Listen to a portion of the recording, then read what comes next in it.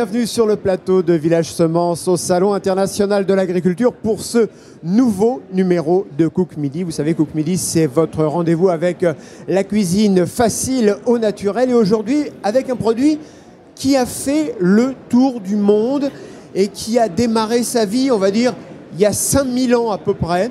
Et ce produit, c'est le riz. On en produit 70 000 tonnes à peu près en France. Et pour cuisiner ce riz, je vous présente Estelle Bouge. Bonjour Estelle. Bonjour Philippe. Bienvenue, puisque vous aussi, vous faites partie de l'équipe maintenant. C'est votre première. Vous allez voir, ça va très très bien se passer. Qu'est-ce que vous allez nous faire de beau avec du riz? Je vais réaliser des galettes de riz au Cantal et aux carottes pour notamment recycler le riz de la veille. Alors là, il y a un vrai problème. Vous m'expliquerez tout à l'heure parce que moi, le riz, j'arrive pas à le doser. J'en fais toujours 10 fois trop. Alors, quels ingrédients pour cette recette? Pour cette recette, j'ai besoin de riz déjà cuit, donc le riz de la veille, parfait pour cette recette anti-gaspi. Je vais utiliser une carotte râpée, du Cantal. Je vais aussi utiliser pour réaliser la galette des œufs, de la farine. Je vais également rajouter un petit peu de yaourt grec pour la texture. Et je vais épicer cela avec du curry, du sel, du poivre, cuit à la poêle. Et ensuite, une petite sauce pour accompagner à base de yaourt grec, de vinaigre balsamique et de miel. Bon, vous connaissez le défi. Vous avez exactement 30 minutes pour faire cette recette. Moi, je vous retrouve dans quelques instants parce que maintenant, je vais vous présenter nos invités. Alors, évidemment, on ne peut pas parler du riz sans avoir un producteur de riz avec nous. Bonjour Bertrand Mazel. Bonjour. Vous êtes producteur de riz Heureux Homme en Camargue. Oui. Ah, ça doit être dur d'être à Paris pendant quelques temps, là, parce que c'est quand même plus sympa chez vous. Hein. En fait, je suis un ancien Parisien, mais ça fait 40 ans que je vis en Camargue. Et alors, donc, parlez-moi un peu de votre exploitation, votre production. Alors, j'ai 400 hectares, je fais à peu près 200 hectares de riz, 100 hectares de blé dur et 20 hectares de pommes de terre. Votre production de riz, c'est une grosse exploitation, pas une grosse exploitation? C'est assez dans les grosses moyennes, on va dire. Alors, on va parler avec vous du riz, bien évidemment, pendant toute cette émission, mais vous le savez, dans cette émission, nous recevons aussi des médaillés du concours général agricole. Et avec nous, il y a Christine de Pressoir d'Or. Voilà, je cherchais le nom, j'arrive plus à me relire, c'est terrible. Donc vous, vous nous avez amené du cidre, évidemment, de Normandie, médaillé d'or. Il y a combien d'années que ce cidre est médaillé au concours général agricole?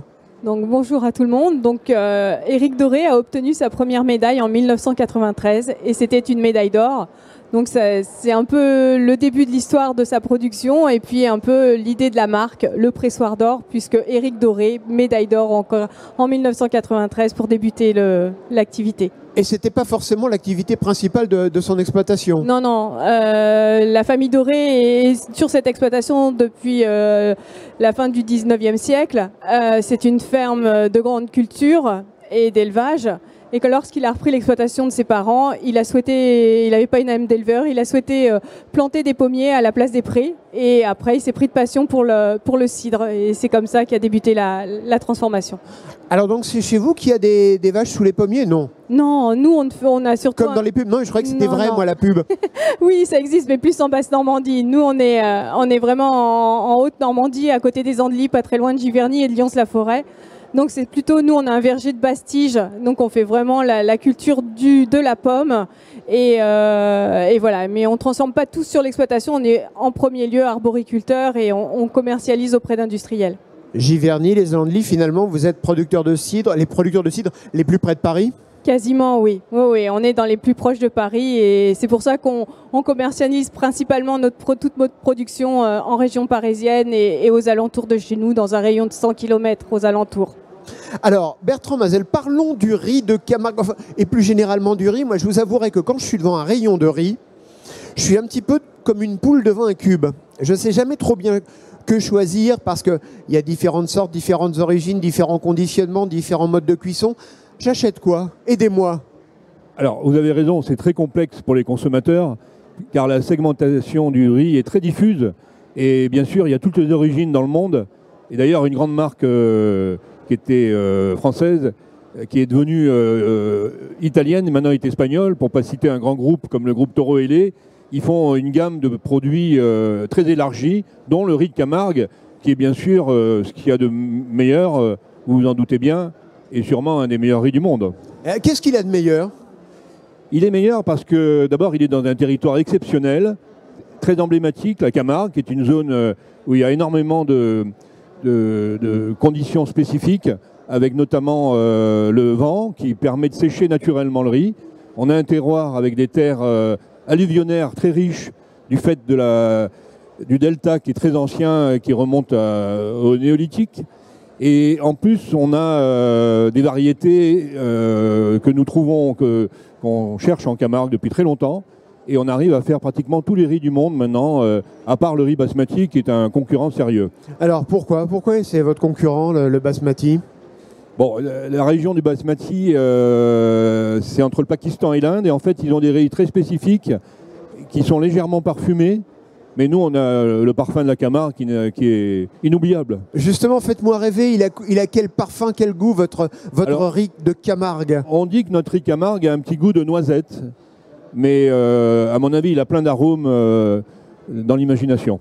Et alors vous dites, on fait toutes sortes de riz en Camargue et pas uniquement du riz sous appellation? Alors il y a 120 000 variétés de riz dans le monde, 120 000, et en Camargue on en fait à peu près une soixantaine. Mais on est capable de faire toute la segmentation du marché avec des riz qui commencent par des riz, on va dire les plus simples, les riz longs, les riz ronds, avec les riz spécifiques à risotto. Ensuite on fait des riz colorés maintenant, des riz rouges, des riz noirs, des riz parfumés, des riz à sushi, des riz à saké. On est capable de produire toute la segmentation de la demande de nos consommateurs. Les riz colorés, c'est quoi? Ce sont des riz OGM? Non, pas du tout. Nous avons des lignées de riz. Le riz est autogame, donc il n'y a pas besoin de faire de croisement avec les OGM. On a peut-être des riz hybrides qui arriveront un jour, mais ce n'est pas encore le cas. Mais on a des riz de lignée française qui se font naturellement. Alors, je vous reposerai une question tout à l'heure sur vous parliez des sushis tout à l'heure. J'ai eu une petite expérience amusante. On la fera partager à nos téléspectateurs et vous m'expliquerez tout ça. Christine, je vais dire un cidre ou des cidres? Parce que là, quand je regarde ce que vous nous avez amené, ce qu'on trouve devant nous, il y a des bouteilles plutôt modernes, il y a du cidre rosé, il y a le cidre fermier qui est à côté de moi, je ne sais pas si on le voit à l'image, ça c'est le cidre médaillé au concours général, là c'est le produit traditionnel de chez Traditionnel. Et c'est quoi la différence entre tous ces produits? Alors pour faire du cidre, il y a un assemblage de pommes, mais il y a aussi des terroirs. On n'est pas, voilà, il y a le cidre normand, le cidre breton. Maintenant, on a des cidres différents dans beaucoup de régions de France, et c'est très bien parce qu'il faut que la consommation du cidre se développe. Le cidre, c'est un produit festif puisqu'il est pétillant, peu alcoolisé, donc on peut le consommer en toute occasion. Et on a la chance qu'il y ait des milliers de variétés de pommes et donc voilà, on peut faire des assemblages différents. Là, vous avez l'exemple du cidre rosé. Oui, alors justement, le cidre rosé, c'est quoi? Vous rajoutez du rosé de Provence dedans? Non, pas trop. On a une variété de pommes rouges où la chair est rouge. Lorsqu'on la tranche, c'est comme si vous tranchiez une betterave rouge. Et donc, c'est ça qui colore le jus. Et ça, c'est une pomme qu'on trouve jamais dans le commerce, ça? Non, elle est très acidulée. Si vous croquez, c'est plus acidulé que de la Granny Smith. Donc, c'est un peu... Ah oui, il faut vraiment avoir envie de manger quelque chose de très, très, très acidulé. Voilà. On va continuer notre conversation. Moi, je vais retourner en cuisine, retrouver Estelle, parce que mine de rien, Estelle est en train de travailler. Alors, oh là là, mais vous avez pris de l'avance. Qu'est-ce que vous avez fait là? Alors là, j'ai rajouté tous mes ingrédients avec mon riz trop cuit de la veille pour pouvoir réaliser mon appareil à galette. Donc, j'y ai ajouté carottes, Cantal, œufs, farine et yaourt grec et quelques épices pour le goût. Et ce qui est très intéressant, c'est qu'avec cette recette, on peut vraiment recycler tout ce qui nous reste dans le frigo. Voilà, ça c'est une recette type, on en parlait avant de débuter cette émission, une recette type pour les étudiants notamment. Pour les étudiants, pour les familles nombreuses aussi, parce que finalement, comme vous le disiez tout à l'heure, on ne sait jamais quelle dose de riz réaliser. On en a toujours beaucoup trop, on a tendance à être très généreux, donc on n'a pas toujours envie le lendemain de remanger exactement la même chose. Donc c'est une manière de recycler ce riz qu'on a trop cuit, qu'on a trop dosé, dans quelque chose d'un petit peu plus ludique, parce que c'est aussi quelque chose qui va aussi beaucoup intéresser les enfants, d'avoir des petites galettes à croquer comme ça, dans lesquelles on peut mettre du légume, pour en plus de ça rajouter un petit peu de légumes pour les convaincre à manger ça. Ah, tout à l'heure, je voulais votre conseil, parce que moi, je ne sais pas doser le riz. Alors, il y a parfois des paquets où on vous dit mettez un verre de riz pour un verre d'eau. D'autres, c'est des riz en sachet, mais j'ai toujours l'impression d'en mettre 3 alors qu'il faut en mettre 2. Comment on dose le riz? Comment vous faites? En général, on dit qu'il faut environ 60 grammes de riz par personne. D'accord, donc il faut quand même utiliser la bonne vieille balance de cuisine. Hein. C'est finalement la méthode la plus sûre. D'accord, et là, si on fait 60 grammes par personne, on n'a pas de quoi faire la recette que vous nous faites aujourd'hui, quoi. Ça dépend de l'appétit de vos convives ou de la recette que vous utilisez. Si le riz est simplement utilisé en accompagnement, comme on a l'habitude de faire, en général, on a tendance quand même à en faire un petit peu plus, même en comptant par personne. Ça dépend aussi si on a une belle pièce de poisson, une salade à côté, on va peut-être manger un peu moins de riz. Donc il en reste en général toujours. Bon allez, je vous laisse continuer, on se retrouve dans un instant. Bertrand Mazel, on va parler de cette histoire qui m'est arrivée dans un magasin il n'y a pas très longtemps, pas très loin de la porte de Versailles. C'est un supermarché coréen et je voulais acheter du riz pour faire des sushis dans ce supermarché coréen. Déjà au départ, acheter du riz à sushi dans un magasin coréen, c'était bizarre. J'achète ce riz qui était avec des grosses lettres japonaises, avec des couleurs japonaises. Et en regardant le paquet d'un peu plus près, j'aurais peut-être dû regarder d'ailleurs dans le magasin plutôt que chez moi, je me suis aperçu que ce riz venait d'Italie. Comment est-ce possible? Et d'ailleurs, vous-même, est-ce que vous faites du riz à sushi en Camargue? Alors, je suis président des riziculteurs européens. Donc, je considère que les riz italiens sont des riz de très bonne qualité. Oh là là, le politiquement correct. Oui. Et donc, ils ont des spécificités, notamment avec les risottos. Mais on est les principaux fournisseurs de riz à sushi en France, le riz Camargue. La segmentation est assez importante, ça doit dépasser 7-8 000 tonnes cette année. Donc vous voyez, là vous êtes mal tombé, mais j'allais dire. Mais en fait, les riz à sushi doivent être légèrement dodus et collés, mais pas trop chargés en amidon. Donc c'est très spécifique. Mais vous auriez pu trouver du riz Camargue. Alors, le problème des industriels, c'est qu'il n'y a pas d'étiquetage obligatoire, malheureusement, et j'aimerais qu'un jour ça le soit pour défendre nos productions. Et là, vous aurez pu voir qu'avec le riz de Camargue qui est protégé par un signe de qualité, vous auriez mangé des sushis avec du riz de Camargue. Et il y a donc vous le vendez comme riz de Camargue à sushi? Oui, alors ce qui est compliqué dans les plats cuisinés, c'est qu'on ne peut pas mettre le label IGP riz de Camargue, mais on peut dire que l'ingrédient principal est du riz de Camargue. D'accord. Mais ça, vous le mettez en gros sur les paquets pour qu'on le voit bien? On le met en petit parce qu'on n'a pas le droit de le mettre en gros. Ah bon, c'est réglementé ça aussi? C'est la réglementation, mais oui, on est contrôlé par une réglementation très stricte en France. Et alors, ce riz de Camargue, on va revenir au riz classique, hein, celui qu'on utilise. Moi, il y a une association qui me paraît toujours magique, c'est Riz de Camargue et Gardiane. Alors, vous avez raison. On a la chance d'avoir un élevage de taureaux de Camargue, on va dire sauvage, une viande excellente, qui d'ailleurs n'a très peu de toxines, parce qu'elle est élevée en pleine nature, nourrie naturellement, ce qui n'est pas le cas de beaucoup de bovins en France. Et donc, ils subissent le même climat avec le Mistral, avec les moustiques, avec les flamants roses. Donc, vous imaginez que la viande est exceptionnelle. Et on le précise, hein, les taureaux, la viande de taureau de Camargue, ce ne sont pas des taureaux issus des corridas. Non, mais parce que vous avez une sorte d'amour pour les taureaux en Camargue. Certains sont enterrés debout à l'entrée des villages. Oui, mais même les taureaux de combat ont leur lettre de noblesse. On ne va pas évoquer ces sujets, mais on considère, nous, qu'il n'y a pas de... Un peu comme l'agriculture biologique et l'agriculture conventionnelle, on ne fait pas de débat sur les valeurs de taureaux. Alors on parlera tout à l'heure des différents packaging et des différentes offres pour les consommateurs. Moi je voudrais qu'on vienne avec vous, Christine, sur le cidre. J'ai l'impression que depuis, alors est-ce que c'est depuis 1 an avec le confinement ou les confinements, que le cidre est redevenu à la mode. Avant, quand on vous servait une bouteille de cidre sur une table, même chez les amis, on se pinçait un peu le nez. Oh, le cidre, il a voulu faire des économies, il a acheté quelque chose à 3 € la bouteille. Le cidre est redevenu tendance, notamment chez les jeunes. Oui, on a eu la chance que depuis quelques années, il y a un certain nombre de jeunes qui ont envie de se lancer dans la profession. La preuve est que nous, maintenant, c'est 2 pères en fille. Margot a rejoint son papa en 2015. Et aussi, il faut savoir que les producteurs de cidre ont envie de de produire vraiment maintenant un produit de qualité, un produit qui plaise aux consommateurs. Donc on fait bien plus attention au produit, on lui apporte beaucoup plus de soins. C'est-à-dire ? On fait un choix variétal, on trie nos pommes, on fait régulièrement des analyses. On est vraiment, voilà, on travaille beaucoup plus le produit avec soin et on évite de mettre toutes les pommes dans un tonneau et d'attendre que le cidre se fasse tout seul. Il y a vraiment un suivi. On ramasse plus les pommes qui étaient par terre et ça faisait du cidre. Non, c'est plus ça du tout. Maintenant. Et alors il y a une vraie guerre de religion entre cidre de Normandie et cidre de Bretagne. Il y a des vraies différences. Oui, mais ça, comme je vous le disais tout à l'heure, c'est surtout le terroir qui fait, puis les différentes variétés de pommes. Vous ne trouverez pas les mêmes variétés de pommes en Bretagne qu'en Normandie. On a des produits différents, c'est ça, il en faut pour tous les goûts. Moi, souvent, je compare le cidre comme au vin, entre le Bordeaux et le Bourgogne, c'est pas forcément le même type de consommateur.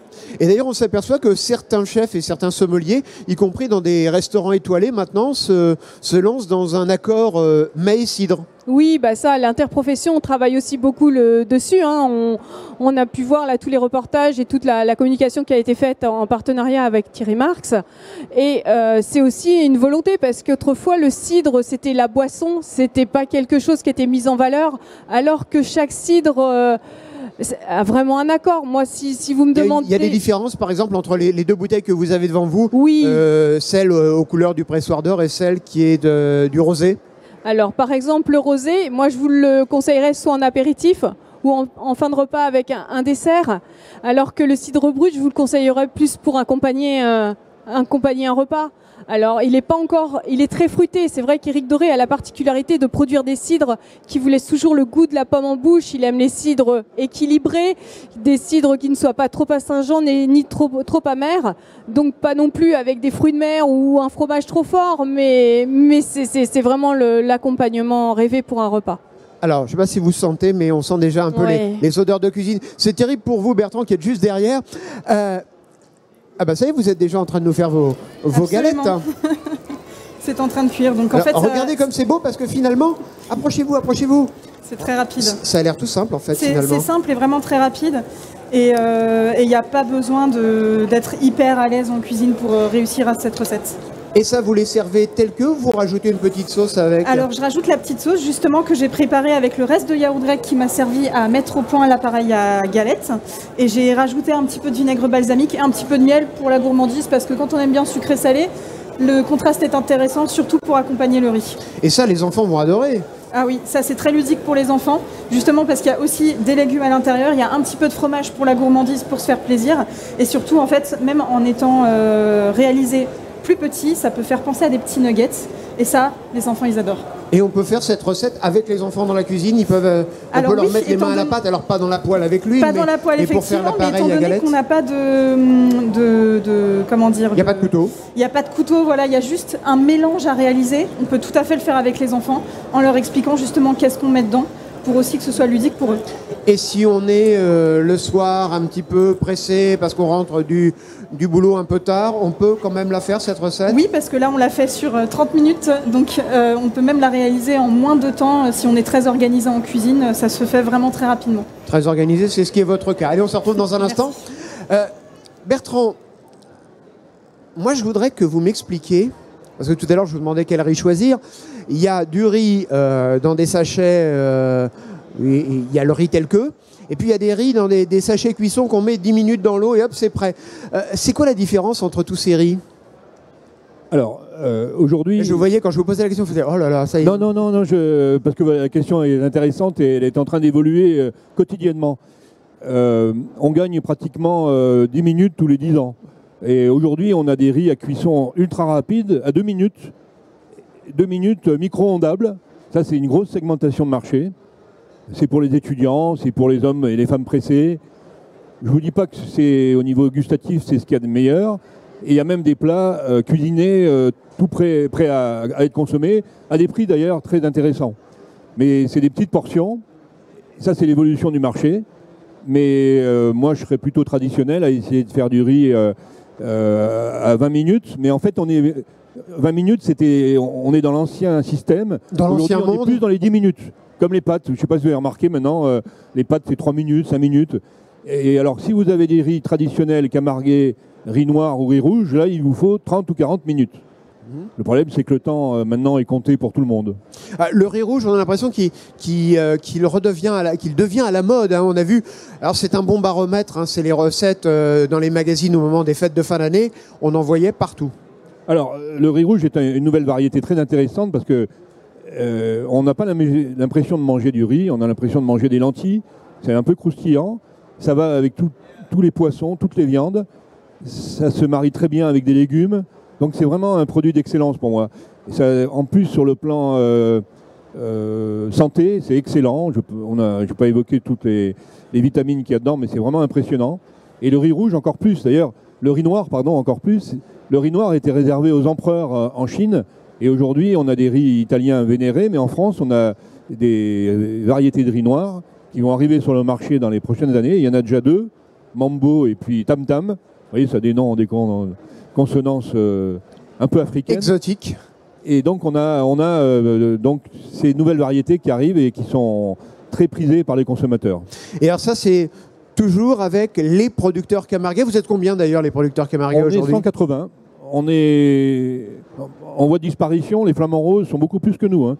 Il y a 70 000 flamants roses. Nous, d'ailleurs, on se demande parfois si le ministère de l'Environnement favorise pas plus les flamants roses que les riziculteurs. Je referme la parenthèse. Voilà, ça c'est dit. Donc, mais j'aimerais bien qu'on protège le camarguais et le riziculteur. Oui, parce que là aussi, effectivement, donc vous le disiez, hein, il y a des professionnels qui arrêtent et il n'y a pas de reprise des exploitations, ou c'est des concentrations d'exploitation ? Alors, vous avez raison, il y a des problèmes de transmission parce qu'il y a des grandes exploitations. Il y a des problèmes d'impasse technique car on n'a pas de solution phytosanitaire. À côté de nos voisins européens, on a des distorsions importantes. On a des problèmes de commercialisation aussi parce que nos industriels français et européens n'ont pas envie forcément de jouer la carte de petites productions. On est, je vous le rappelle, une culture mineure, une culture mal pourvue, et dans l'administration, on nous a classés dans les cultures orphelines. Donc je trouve ça pas très agréable, mais on est orphelins. Donc vous voyez, comme tous les orphelins, il faut qu'on se débrouille. Et vous vous débrouillez parce que finalement, le riz de Camargue, quand même, on le trouve partout. Et aujourd'hui, ça devient un réflexe d'acheter du riz de Camargue. Oui, alors avec le Covid, il y a eu une accélération. Mais avec le signe de qualité et la demande sociétale, plus en plus de consommateurs veulent des riz tracés. On est HVE maintenant. 25% de la production camarguaise est bio. On est en avance sur les demandes sociétales et même sur les demandes de la Commission européenne. Donc vous voyez, on est plutôt exemplaire en France et on souhaiterait être considéré comme exemplaire aussi. Alors on parlait tout à l'heure des grandes marques. Est-ce que pendant le Covid, on a vu des consommateurs venir dans vos exploitations acheter du riz ? Il y a un petit marché de proximité qui est en train de se créer, mais le riz, c'est une industrie lourde. Pour passer du riz du champ, j'allais dire, du riz paddy au riz conditionné, c'est extrêmement lourd et peu d'agriculteurs peuvent faire tout le travail. C'est de la raffinerie, hein. Il y a énormément de process industriels, d'étuvage, de décortiquage, et il y a beaucoup de brisures aussi. Alors le brisure de riz part dans d'autres marchés, par exemple chez Royal Canin, par exemple, pour l'alimentation animale. Mais vous voyez, donc c'est extrêmement lourd. Donc en Italie, il y a beaucoup plus de petits producteurs qui vendent leur riz eux-mêmes. Nous, en France, on est heureusement et malheureusement à la merci de nos industriels et des groupes qui chapeautent un peu la Camargue. Il y a beaucoup d'industriels sur la Camargue ? On est 7 ou 8 industriels. On appelle ça des riziers. Et ensuite, il y a des metteurs en marché. Donc, les riziers, ce n'est pas forcément les grandes marques que nous consommateurs, connaissons. Les riziers vendent à des grandes marques qui sont comme Toro Helet, Vivien Paille par exemple, et il y a des grands groupes italiens qui sont aussi très présents en Camargue.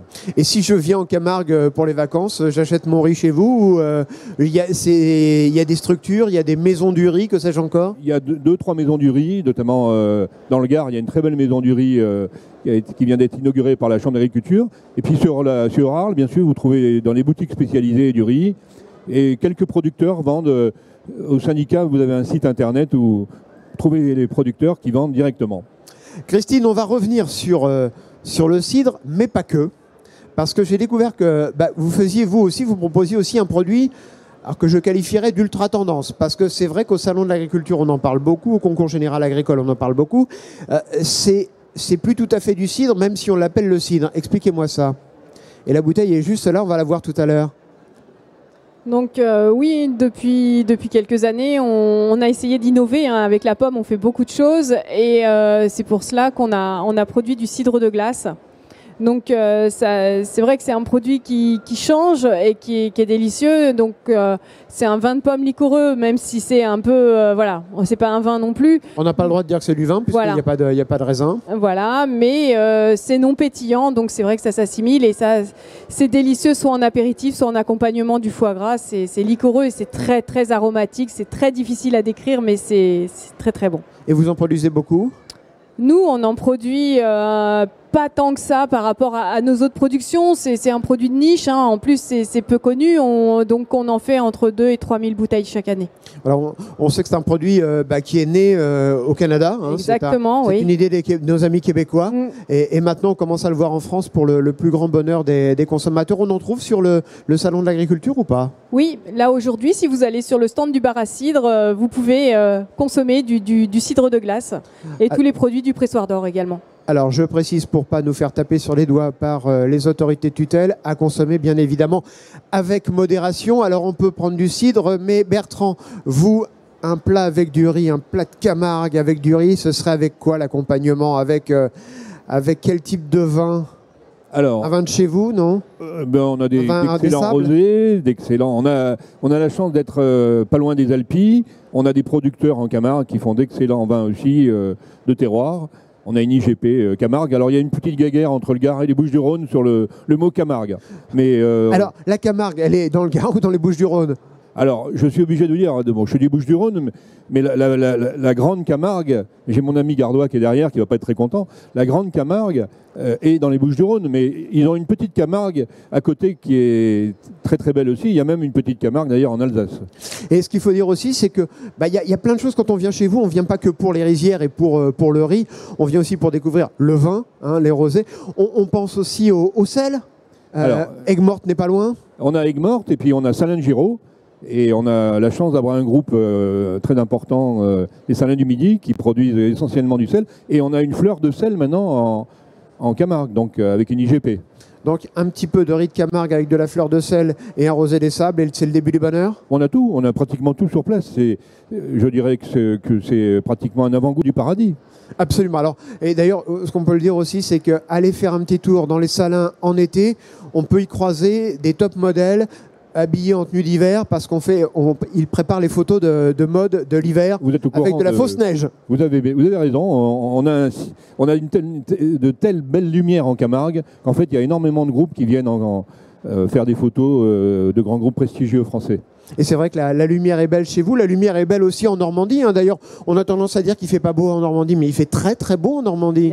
D'abord, ça donne des pommes pour faire le cidre. Donc... Oui, il y a de très très belles journées. Et puis nous, c'est vrai qu'avec on a un très beau corps de ferme. On est toujours très heureux d'accueillir les visiteurs et de montrer un peu ce que c'est que l'agroalimentaire et toute la transformation. Donc on accueille des touristes tout au long de l'année.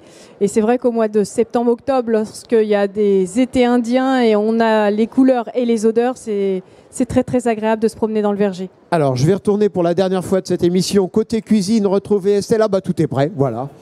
Tout est prêt, les assiettes sont déjà dressées. Absolument. Finalement, vous avez relevé le défi haut la main parce que vous avez été beaucoup plus rapide que les 30 minutes que je vous avais données. À 2 minutes près, oui. Voilà. Est-ce qu'il y a des petites choses qu'il faut savoir aussi pour éviter, il y a des petites choses qu'on peut louper si on n'est pas très attentif. À quoi il faut faire attention ? Il faut surtout faire attention à la texture. En fait, à partir du moment où dans votre saladier, vous avez réalisé le mélange et vous voyez que ça se tient bien sur la cuillère, c'est que ça peut partir en cuisson. Eh bien, vous savez ce qu'on va faire ? On va demander à nos invités de venir nous rejoindre. Venez nous retrouver autour de ce petit coin cuisine ici sur le plateau. Parce que, vous voyez, Bertrand, tout à l'heure, vous aviez les odeurs. Maintenant, vous avez le visuel. C'est pas mal, hein ? C'est magnifique. Très, très beau. La première fois que je vois des galettes de riz faites aussi rapidement. Merci. Et avec, bien évidemment, du riz de Camargue. Ah ben, je le sens d'ici. Ah bah c'est évident.